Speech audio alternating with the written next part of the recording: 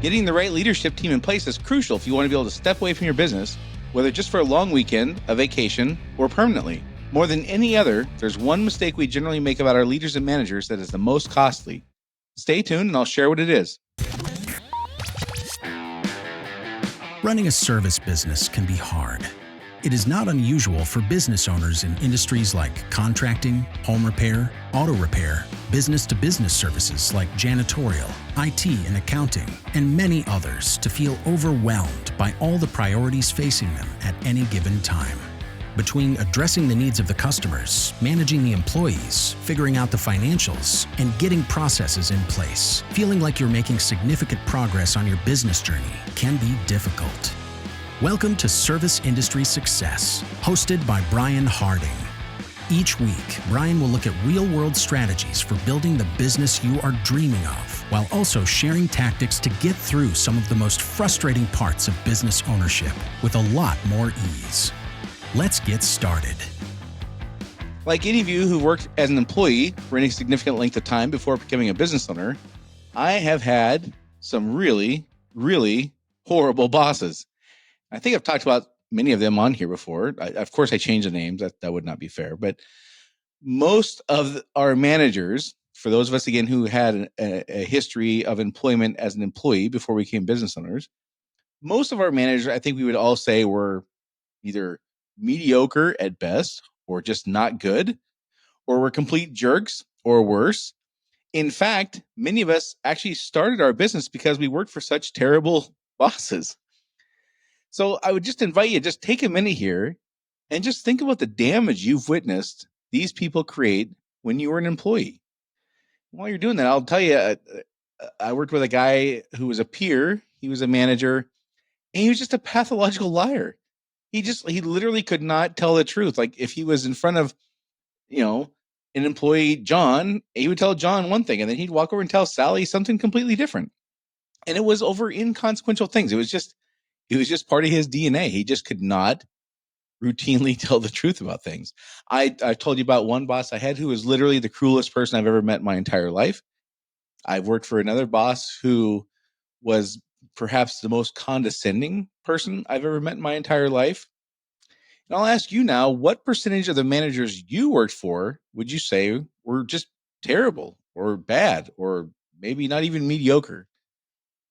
What percentage of all managers would you estimate are terrible? Now, most of the time when I ask that, people usually say somewhere around 80% are bad. It's never in the minority. It's always the majority whenever I've asked this before. And it's a significant majority. It's usually around 80%. And we all know the number one reason people stay or leave a job has consistently been for decades their relationship with their direct supervisor. Employees generally quit their boss, not the job or the company. Now, the last few years, we've seen a massive change in wages, which has caused some shuffling of people around from industry to industry, company to company.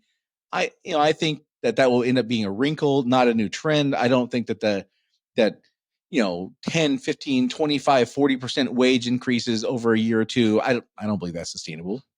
I believe we've kind of seen the end of that. And certainly people made changes during that time because listen, if you can get a 25% raise by moving companies, maybe that was a great decision. I'm sure a lot of cases it was. So my point is, I think that's going to be a wrinkle. That will not be a new trend. It will go back to likely once this kind of wage stuff sorts itself out, which I think in large part it has for most of us. It'll go back to being people will stay or leave jobs because of their relationship with their direct supervisor. It's just been a consistent trend for decades now.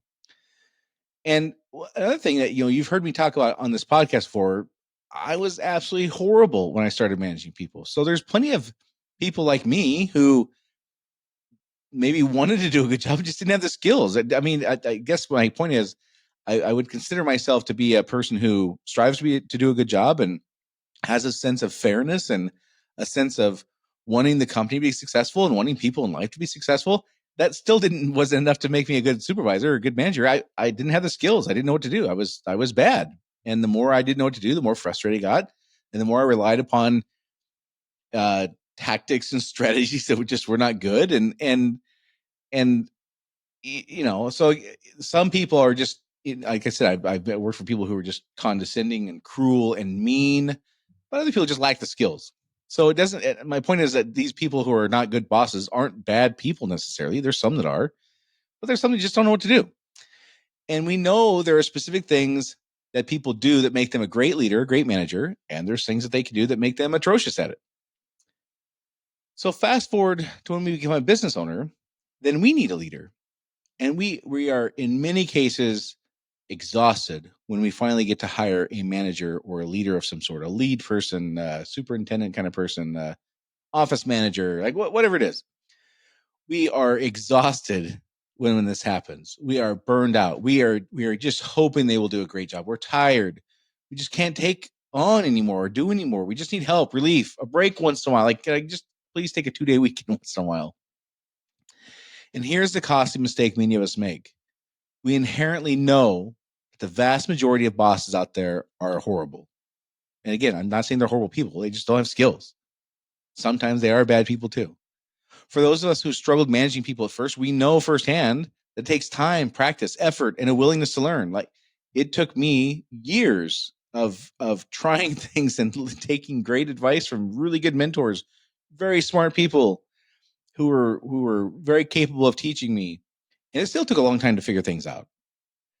We know that people quit their boss and not the company. We know that it costs a fortune to replace good employees. The expense of losing a couple of key revenue producing employees over the course of a year is off the charts. I mean, for most companies, it's easily in the six figures.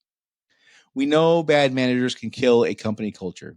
And yet, because of our desperation and our assumptions that people will do a good job and hope that people do a good job, please just do a good job. Please just take this off my plate. Please just let me have some time and let me have a break and let me focus on something else besides this thing, this task, this whatever. Because we're so desperate, we are so hopeful, we incorrectly come to believe that people we hire and promote to be managers and leaders will somehow beat the odds and be fantastic with little or no training. I've seen this as an employee, working for family, businesses, small business owners. I had several of those I worked for before I, worked for a big corporation and went on to start my own business. I see this. I see the desperation. I see the people relying on hope and like, this just has to work. It has to work because I'm so desperate. I'm so at my wit's end. I'm so wrung out. and there's just this sense, well, they're good persons and I haven't had any complaints. And, that as far as I know, they're doing great. There's those kinds of things that indicate that we don't really know. We don't know what those conversations they have with their subordinate employees. We don't know the strategies they use. We don't know what the values are necessarily that they're using to make decisions, the criteria they weigh to know how to handle it. And even if they have the great values and great criteria, do they have a practical skill set, a strategy they will employ when an employee does certain things? Do they know how to react to it? Do they know how you would want them to react to certain situations? Do they know when to be a teacher and a mentor and when to be more of an authoritarian? Do they know when to be a coach? And if the answer is we don't know, but they seem like they're a good enough person. Like Sally seems like she's pretty good. Like she seems okay. I think she's going to do a good job.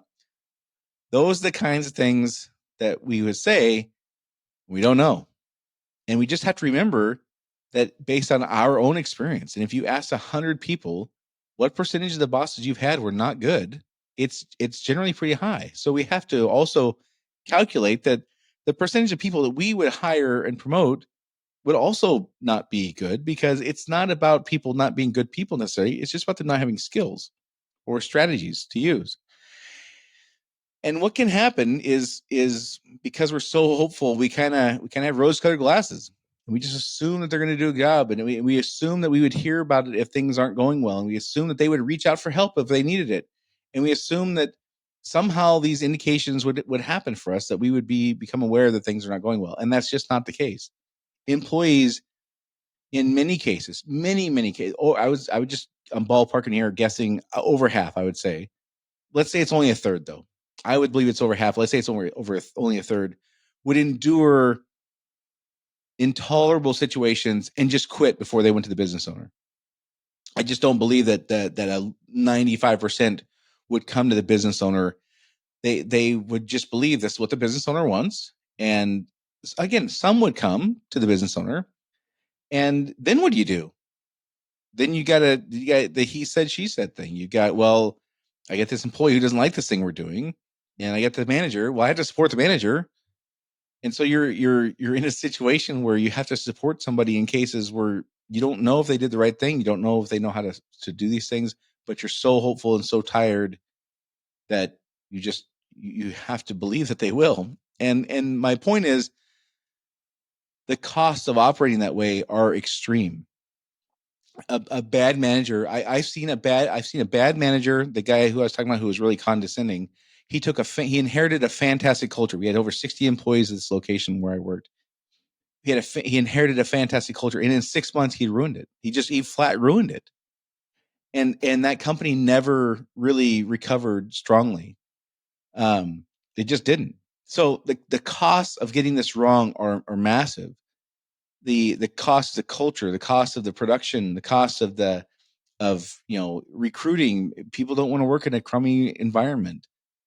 Word gets out in your industry that so and so is just not a good manager, and so there are severe, significant costs associated with getting this wrong. And again, I get it. We're so hopeful that this person's going to do a good job because we just need help. Please just give us help. But we have to be mindful that unless we know, because we've taught them or we've heard them verbalize, here's the strategies I use, here's the skills I have, and we see them apply these skills and use this knowledge in a way that shows us and demonstrates to us they get it, we have no evidence of that. And we have to believe that we need to teach them. So how do we fix it? Well, we teach them. We hold their hand through situations. It's kind of like teaching a person how to drive. In the beginning, you put them in very controlled environments. We're gonna be in a parking lot at Costco on a Sunday, or after they're closed or whatever. We're gonna go to school on a weekend when there's no way around. And the worst thing happens if you hit the curb and we pop a tire in our car. We're not gonna damage anybody else's stuff.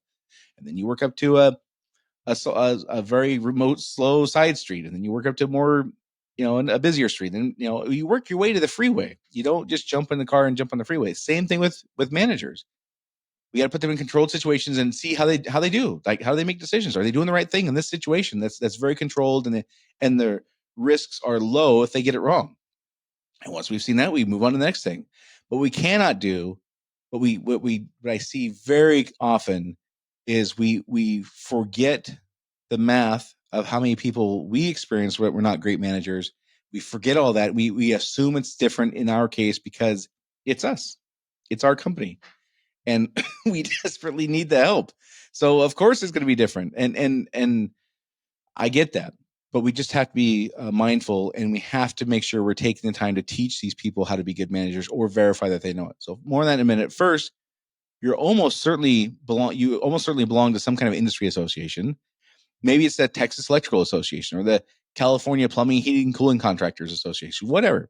If you are, you probably know that it can be really difficult finding qualified speakers who have real life experience talking about the things we discuss here and can speak to things that can really help your business. So just FYI, I speak at those kinds of things. I speak those meetings on a regular basis. So if you're looking for a speaker for your monthly Zoom meeting, or you want a keynote speaker for your annual conference, or you want someone to prepare and run an all-day workshop or a couple-hour workshop, I'm ready to help. I do that kind of stuff. Just go to my website, www.serviceindustrysuccess.com, and click on the button at the bottom that says Book Brian to Speak. So again, serviceindustrysuccess.com, down towards the bottom, click on the button that says Book Brian to Speak.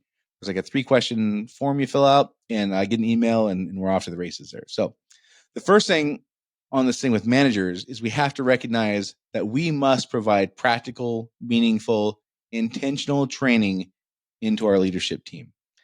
They are not going to just naturally have all the skills and tools they will need. It's exceedingly unlikely that a person we promote who is great at their craft, they were a great electrician, they were a great carpet cleaner, they were a great whatever, that we will promote them and they will have all the skills they need to be a great manager or a great leader, a great supervisor or whatever. That's exceedingly rare. If we have that belief, we are almost certainly going to be wrong. The things that make you good at doing the craft are very different skills than leading people and managing people and coaching people and holding people accountable in a way that makes them more productive, not less productive. These are very different skills. And just because they know how to fix the thing, they know how to install the HVAC unit, doesn't mean that they're going to be great at leading people. Now, that doesn't mean we can't teach them. We absolutely can teach them. I promise you, we can teach them all the skills they need to know.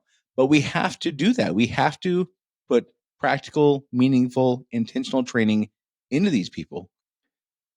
They just, it's so unlikely they would get it naturally. We have to teach them. Our entire company's future relies upon it. Your entire ability to be free, to take long weekends, take vacations, to run the business and worry about the marketing stuff and the bigger overarching direction we're taking the company, rather than customer complaints and stuff like that. All those things are required to have a leadership team we can trust. And the only way we can trust them is that we are verifying and teaching and verifying that they have the skills to make these great decisions we can trust, and to lead our people in a way that's productive and helping develop a better culture, not breaking it down and not making people want to quit.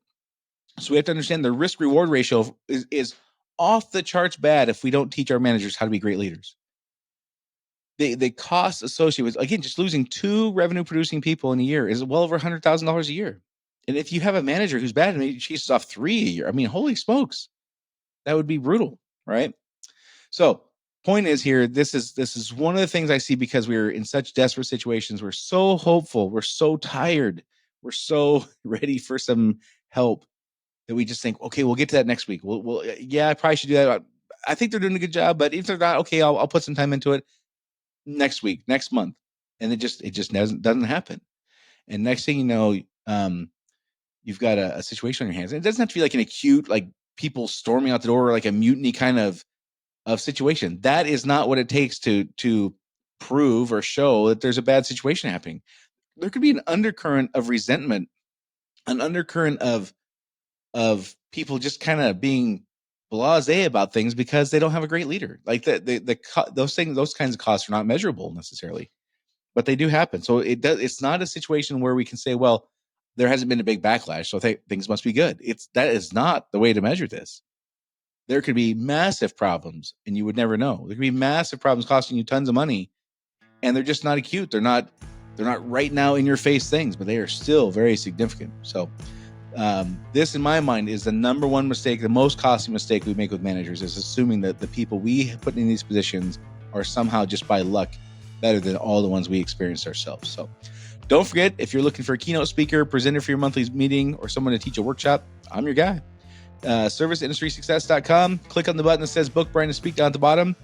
Don't forget to subscribe to this or follow this podcast if you want what platform you're on. Share this podcast with a friend or colleague who's a business owner or service industry. You never know what little tidbits people might pick up here that make their life a lot easier. Please, that's how you found it. So, share it with a friend. And if you haven't had a chance yet, give us a rating review. If you could spare a couple minutes, that's how we grow these things. And appreciate all your help. Thanks for tuning in. And that's it for this week. I will see you all next week.